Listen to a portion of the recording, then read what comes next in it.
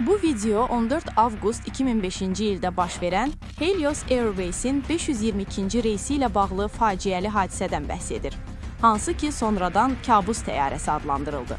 Helios Airways-in 522 saylı reysi Kiprdən Afinaya uçan, göyərtisində 115 sərnişin və 6 heyət üzvü olan charter reysi idi.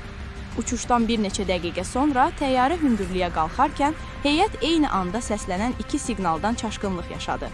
Qalxma konfiqurasiyası xəbərdarlığı və xəbərdarlıq siqnalı. Pilotlar nasazlığı aradan qaldırmaq üçün dispetçerlərlə əlaqəyə keçdilər, lakin daha ciddi problemin baş verdiyindən xəbərsiz idilər.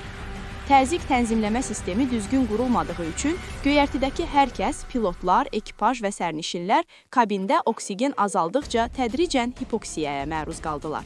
Sərnişinlər oturacaqlarında çökmüş vəziyyətdə idilər və bütün oksigen maskaları açılmışdı.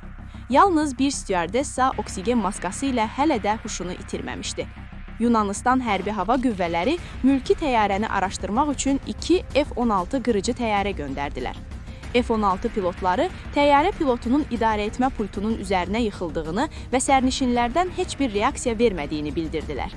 Təyyarə sadəcə avtopilotda uçurdu. Bu da təyyarənin kabus təyyarəsi kimi adlandırılmasına səbəb oldu.